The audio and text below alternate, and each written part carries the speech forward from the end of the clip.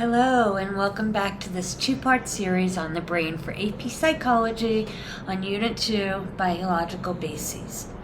In the second part, we're going to be talking about many more things that have to do with the brain, okay? So, as you can see here by the College Board learning targets, in this section, we'll be discussing the higher functioning areas of the brain, which is the cerebral cortex and the part of the brain that sets us apart from all other species on the earth. So if you haven't done it yet, make sure you get your Unit 2 binder notes out and be ready to go. Turn to pages 18 to 21 and I'll see you on the other side.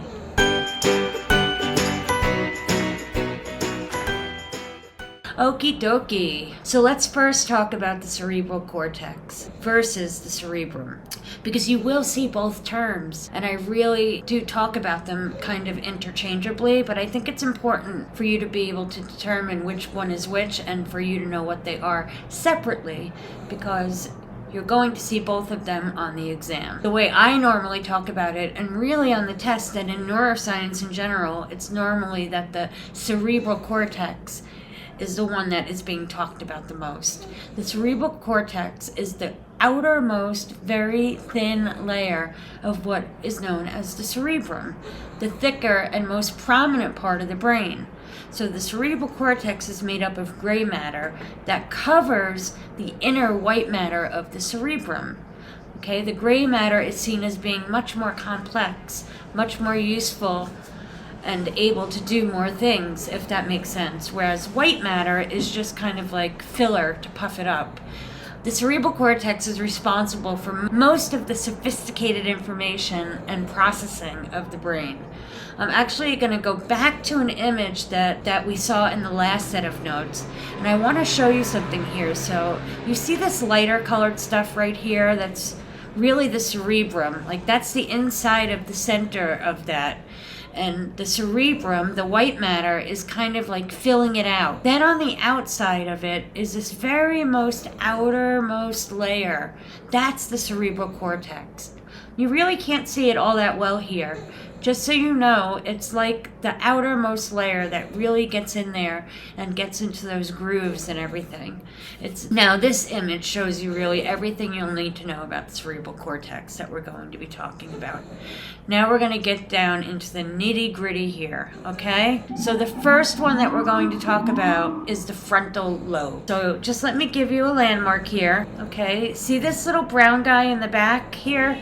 It looks like a little mini brain. It's because it actually is called, as a nickname, the little brain, the cerebellum. You've got two of them in the back of your head there, and they are called the little brains because they look like little brains. I always remember them because of cauliflower and cerebellum look like words that sound the same on paper, so for whatever that's worth. So this back part here in the center on the side up here is the back of your brain. And then up in the front here is what we call the frontal lobe. Okay, it's also called the prefrontal cortex, and this controls some pretty major stuff. In fact, this is really the part that is last to develop in the brain. So with brain development, which is why if you're a teenager watching this right now, your frontal lobe has not fully developed yet, and it won't until you're about 25, which is why we don't like you to make big giant life decisions until after your brain has finished growing. Just give it time. It controls function like judgment and planning and producing speech sounds, controlling emotions. Your frontal lobe censors your amygdala, right? So your amygdala is what controls your extreme behaviors and your feelings of fear, right? You might want to turn back into your old notes and write that down. The amygdala controls extreme fear and aggressive behaviors. So if you don't have a frontal lobe that's already fully developed, and you're gonna be all kinds of afraid and scary and aggressive, right? The frontal lobe also controls personality, temperament, movement, with what is called the motor cortex, okay? So here's how I want you to remember this.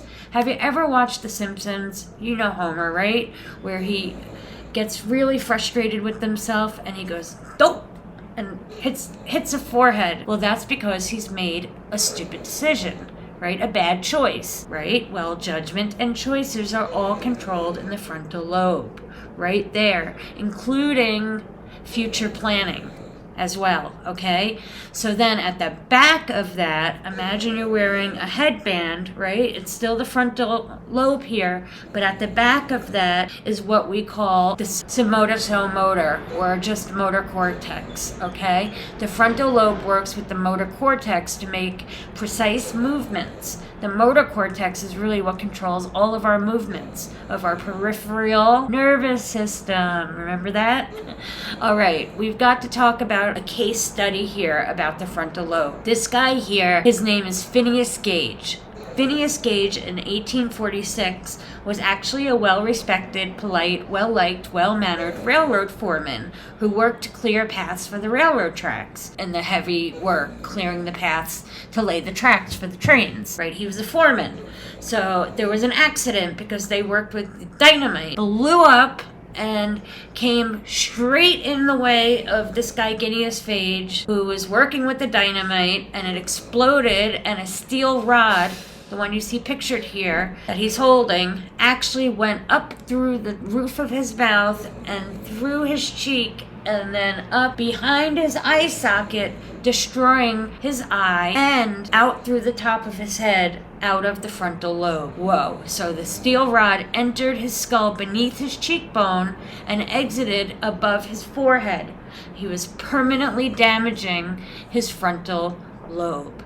Now, we can't permanently damage someone's frontal lobe ethically in science just to see what would happen, right? But this guy, it happened to by accident.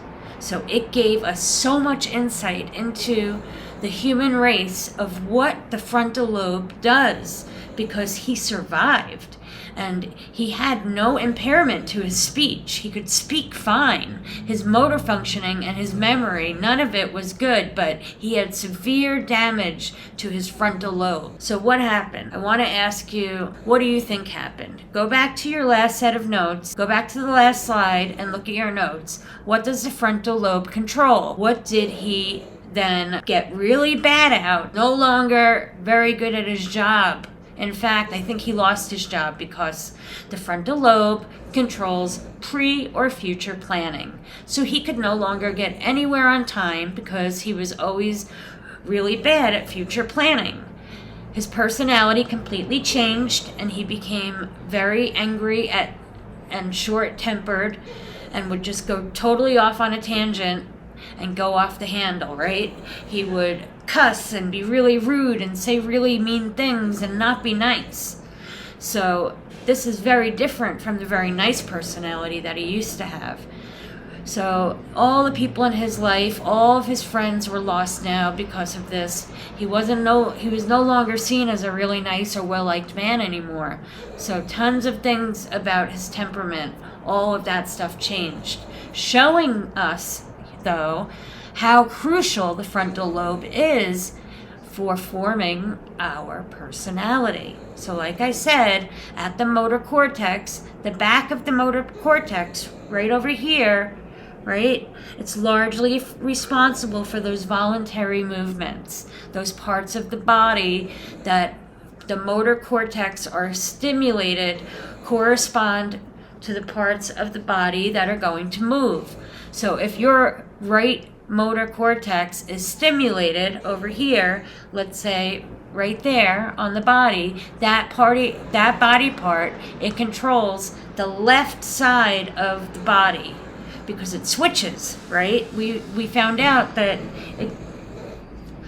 the left and the right hemisphere actually control the opposite sides of the motor function. So our hands, our legs, way we move, and so on. So the fact that it switches, or really intricate and delicate, are controlled by considerably larger portions of space in the motor cortex, I find this totally intriguing, and that here is the homunculus.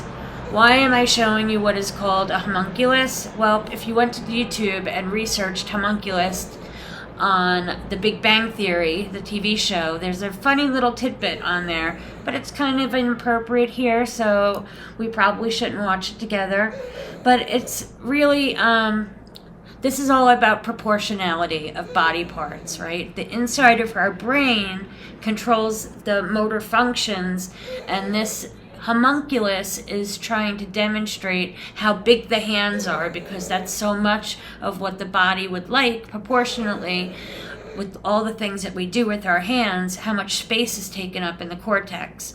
You'll notice here on the image to the right, the blue here, it says motor. I want you to think of your hands, how precise your hands can move, how they can put on mascara and eyeliner and not poke your eye out, how you can write letters that are like this small, right? They have very fine, intricate movement. Also, you'll see that the mouth is really big on the homunculus, right? Because we talk and we taste and we eat and we converse and we communicate with our mouths. That takes up so much space in your motor cortex. All right, let's talk now about the parietal lobe.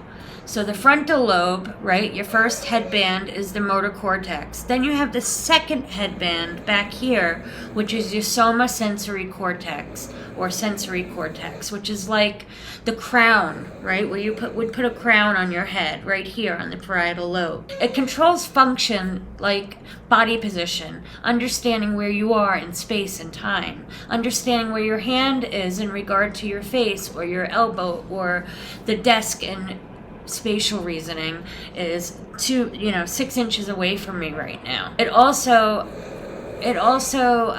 takes care of touch and pressure and pain, and of course the somasensory cortex and sensory cortex. First it's called soma, right, to sensory, somotosensory, because it's of the body. Okay, so same with our motor. It's movement and the senses of your body, meaning not your eyes, not your ears. Yes, they are part of your body, but it's skin or body's feeling or movement, and eyes and ears that are controlled elsewhere. So this image is actually an fMRI, okay? It shows the parts of the brain that are experiencing the pain. The green here shows you that there's sensory experiences happening right there in that spot where the sensory cortex is, where the red indicates an emotional experience. So that's located in the front of the parietal lobe. It's like the second headband. So if you were to have two headbands on, right, look, one would be largely responsible for perceiving touch and pressure on parts of the body. The same with the motor cortex. The sensory cortex were to be stimulated, a certain part on the corresponding part of the body would light up. It would feel something, right? It would be there, and they would feel pressure on that specific part. Totally cool. And of course, it's the same thing with the last one, right? The semiculus, the more sensitive the area, like your fingertips and your tongue or your lips, the more surface area of the cortex is dedicated to those spots. All right, the next one, and I'm putting on my pulling my hair behind my ears now, is your temporal lobe, okay? Your temporal lobe over here where your temples are. Okay, that space right there behind your ears controls and the functions of hearing with your primary auditory cortex. There is a cortex in there, but it's all about hearing. Why do I pull my hair behind my ears? Because that's where your temporal lobe is. But it also indicates its function by storing long-term memories, speech, language, understanding. The occipital lobe is in the back, and that controls functions like aspects of vision, because it has a primary visual cortex in there, and each piece of the cortex actually corresponds to a particular place on your retina. Just like the motor and sensory cortexes, these receive only information from that specific place, and then they're later put together to form a whole image. It's so complicated, but so cool. Your brain can do all of these different things. Okay, now let's talk about association areas. Association areas are these uncommitted areas of the brain, meaning they do not have anything to do with sensory or motor functioning, okay? Our sensory or motor cortex or our occipital or our temporal lobes have very specific sensory or motor functioning. But then there's this other area that doesn't really have those specific functions. They have higher order functioning, thinking functionings. Those are our association areas, and there are two of them. Ones that you need to know are the Wernicke's over here, okay? The Wernicke's in the left temporal lobe, right? So it's only on the left hemisphere, and it's the temporal lobe I want you to think left on your left side of your brain. Left for language. That Wernicke is responsible for all expression and comprehension of language. Okay, and then the other side is the Broca area, which is also on the left, hence left language, but it is on the frontal lobe, and this is responsible for directing your motor movement of your mouth. So actually making your mouth move so that the speech can come out of it. Okay, so Broca area is involved in speech, also motor movement, in like your hands too, especially if you know sign language. Now, I have a big question for you. I want you to do this in class, but definitely write it down first. Considering the specific functions of both the Wernicke for language and the Broca's physical formation of movement of the speech in the mouth, why do their locations make so much sense? Why does Broca's area in the frontal lobe make so much sense? And why does Wernicke's location in the temporal lobe make sense? Look at the functions of both of those there in both of those lobes and be able to answer that question. What about them? What about then if they are damaged? There's a great video I want you to look at from TED Ed that you'll want to watch about what goes on when Wernicke's or Broca's areas get broken.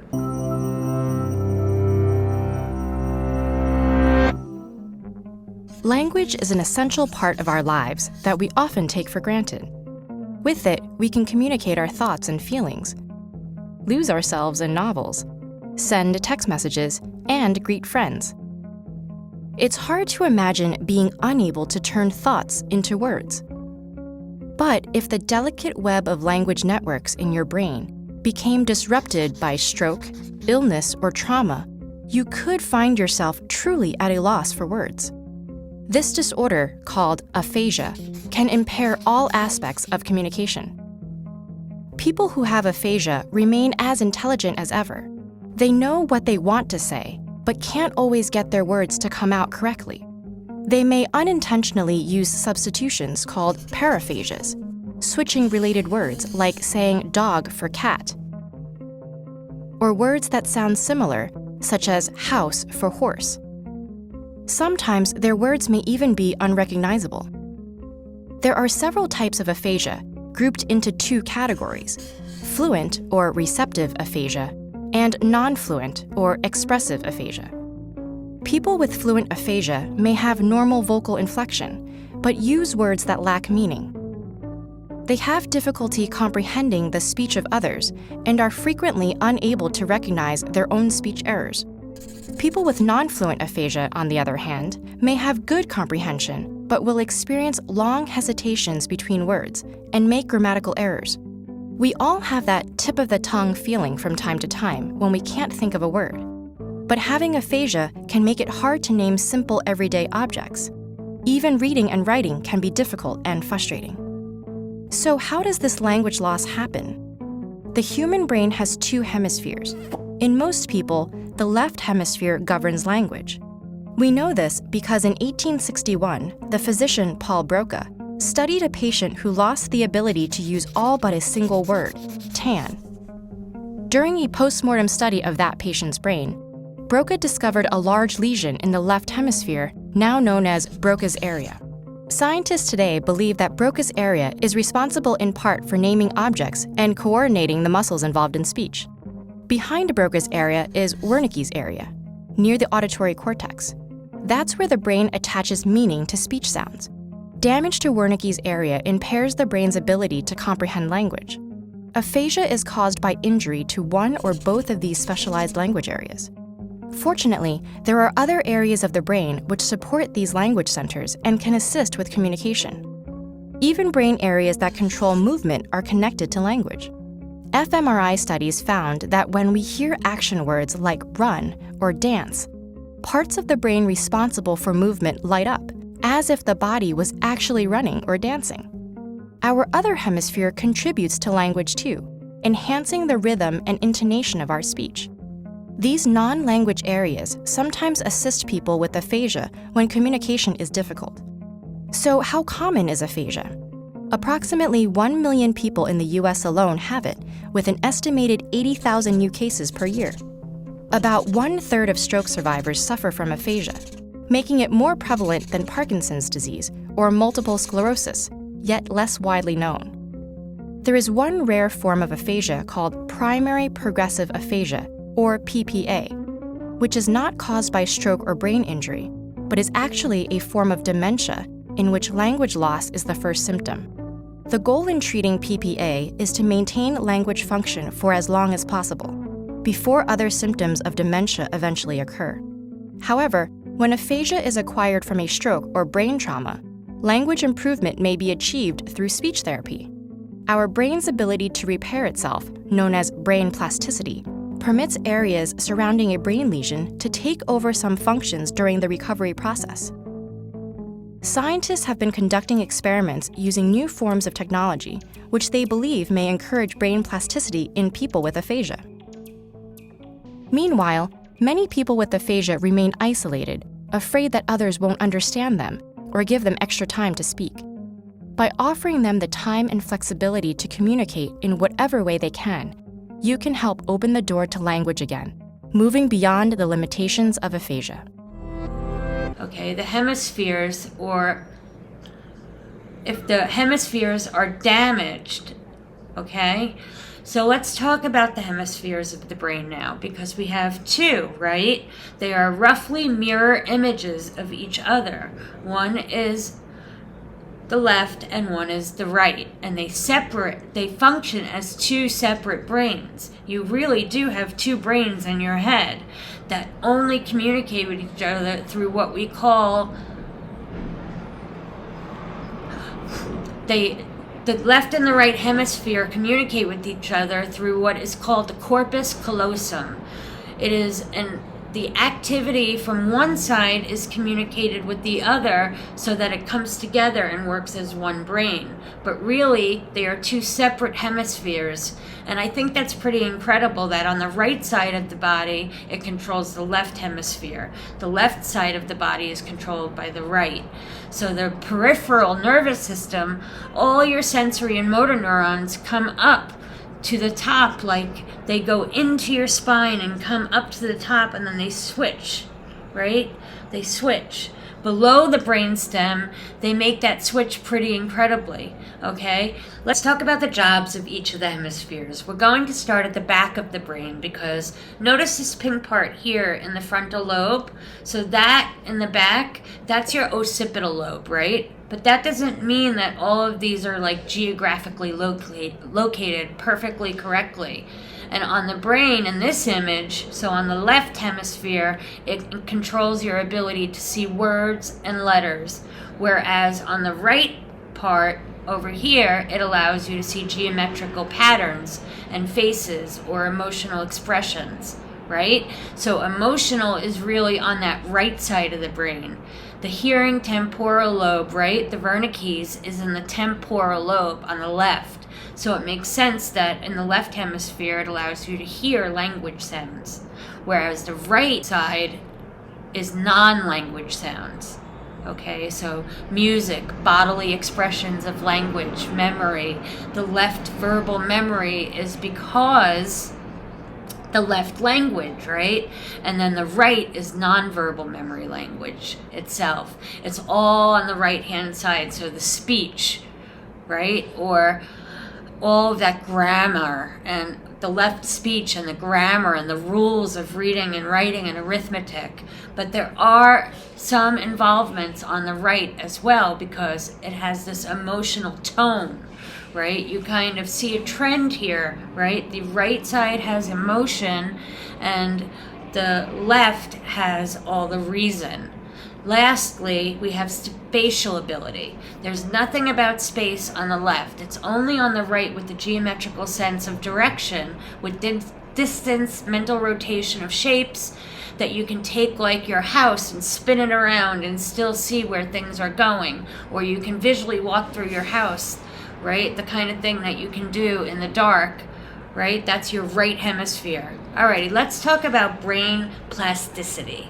Brain plasticity, by the way, this image really shows you your cerebrum versus cerebral cortex. Like this darker color over here, the brownish one, that's the cerebral cortex. So think of it like taking a tissue like this, like a piece of paper, and then crumbling it up. It still has the outer layer, even though it goes into the grooves, right? Such as the right hand side, that's the same as your brain. So let's talk about brain plasticity, also known as neuroplasticity. This is your brain's ability to continuously change throughout your life due to its use.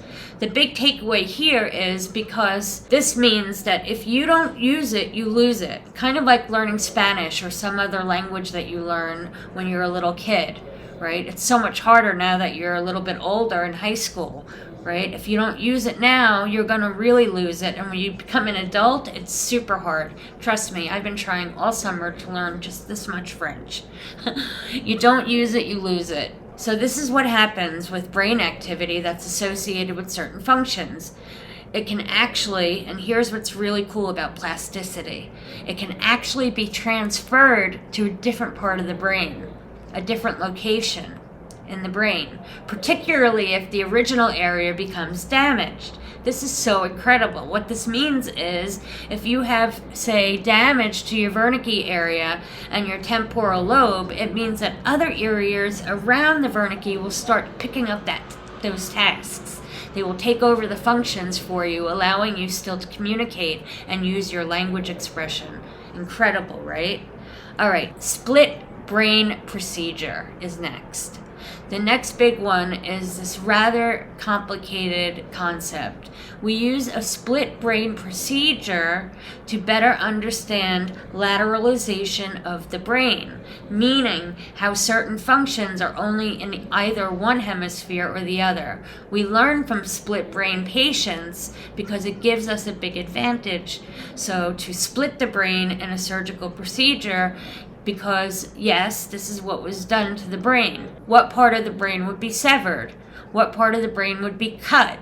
Well, there's a hint on slide 1, and I hope that you're seeing it's the corpus callosum, right? The corpus callosum is the only thing that allows those two hemispheres to talk to each other. So the surgery, the splitting of the brain, the reason why they would even do this surgery is because it allows the two hemispheres to be split apart from each other, which is only necessary, I'm pretty sure, in cases of severe epilepsy.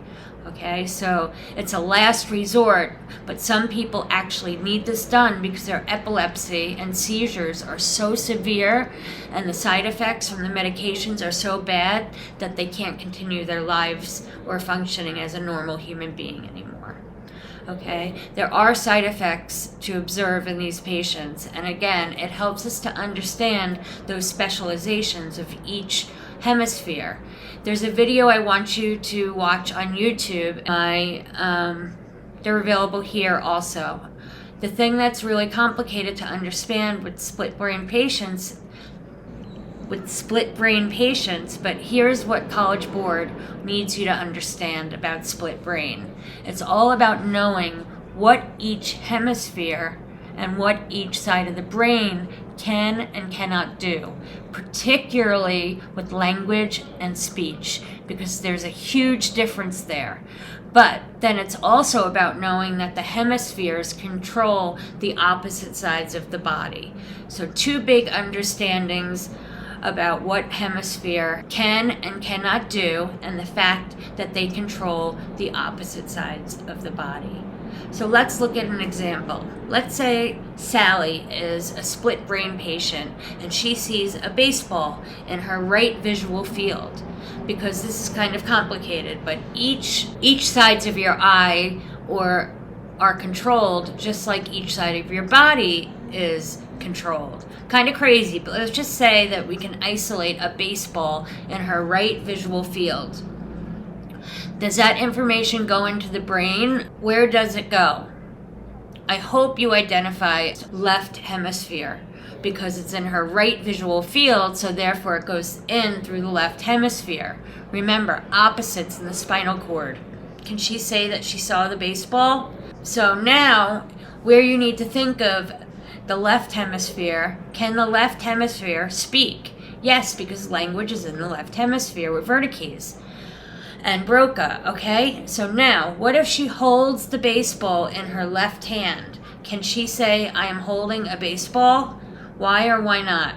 Well, the answer is no, because the right brain has the right hemisphere, and the right hemisphere received that information, and it does not have the ability to speak. Interesting. But if you told the left hand to then write what it is, if you told her to write down what it was she was holding, she could draw it, right? She could draw it the right hemisphere. It could express, I know what I was holding. She just can't say it, right? Crazy, I know. I encourage you to rewind and rewatch some of the parts that are kind of tricky because this was a big one. But that wraps up part 2 of the brain, and we now have 2 sets of notes to go into this unit because it's a big one. Click to watch those videos. Your brain is 2 brains, 2 hemispheres, each doing half the work of being you. Half your vision goes to each and half your movement directed by each. Right controls left and left controls right. Your 2 brains coordinate through a wire of nerves, but this wire can be cut and was, for a time, used as an epilepsy treatment. After the cut, people seemed the same, though their brain was split in twain. Except some post-split patients describe that while selecting their morning outfit with right hand, left might come along to disagree. Actually, left hand might quite often disagree, which these split brain patients found frustrating. What's happening? To investigate, remember, right brain sees and controls one half while left brain controls and sees the other. But only left brain can speak. Hello. Because that's where the speech center is located. Right brain without this is mute. In normal brains, this doesn't matter because each half communicates across the wire with the other. But split brains can't, and thus you can show just the right brain a word, ask the person, what did you see, and you'll hear nothing. Because left speaking brain saw nothing. Meanwhile, right brain will use its hand to pick the object out of a pile hidden from left brain. This is deeply creepy. Ask why are you holding the object, and speaking left brain will make up a plausible sounding but totally wrong reason. I always wanted to learn how to solve one of these. Left brain isn't lying, it's just doing what brains do, creating a story that explains its past actions to its current self. A behavior which does rather cast doubt onto the notion of free will, but that's a story for another time. Creating reasons for why it does things is just something left brains do. It happens in normal, healthy humans all the time, and if you think about it closely, you know you've done this. Back to experiments. Give right brain an object, ask the person what's in your hand, and they won't be able to say. I'm not holding anything. And when asked to draw, a split brain can draw 2 separate objects simultaneously with each hand in a way unsplit brains find challenging. These experiments on split brain patients are deeply unsettling because they really point in the direction of a mute, separate intelligence, something living in the skull. You can even ask questions of a split brain and get disagreement on the answer. So if your brain is split, who is the you in this situation? From the outside, it's tempting to think of the part of the brain that's speaking as the person, but something is hearing and answering questions. And though right brain can't speak, it does understand faces, which left brain can't. If this is you, you don't know who your friends and family are in a crowd. This act of cutting exposes 2 minds in one head, and the talking mind doesn't know there's someone else in the house. The left brain can describe the situation it's in, but nonetheless will constantly be surprised by right brain's actions and explain them away. There's a question to be asked here. Why, after separation, does right brain not totally freak out, but instead plays along helpfully, answering questions and listening to left brain's dumb stories about what's happening? It's the best pony? I don't know. Speculation time, but one answer is the cutting doesn't make right brain a separate intelligence, consciousness, person, but rather it has always been. In normal people, perhaps right brain grows up as a companion without a choice, feeling at first somewhat equal partners, but then as speech develops that it can't participate in, that increasingly becomes the central point of life, it resigns to mutely coordinate with left brain. At this moment in your normal head, there are two of you watching this video, one having a mind equals blown moment and the other mentally rolling its eye at the obviousness of it all. In split brains, right doesn't freak out because not a whole lot has really changed. You might not agree and may be arguing right now why it can't be possible, exactly as we would expect talking left brain to do. Speculation aside, split brain patients show at the very least that in the mind there is a separate something that can hear and understand and respond given the right circumstances. Your brain isn't entirely yours. Who is you? You is too. But we can go deeper. You are many. The pile of meat that is your body is made up of trillions of tiny individuals that have a life of their own. So, at which point do the many become one? What makes lots of tiny things you? Click here to go to our channel and watch the next part. In the playlist, and I'll see you there in school tomorrow. Bye now.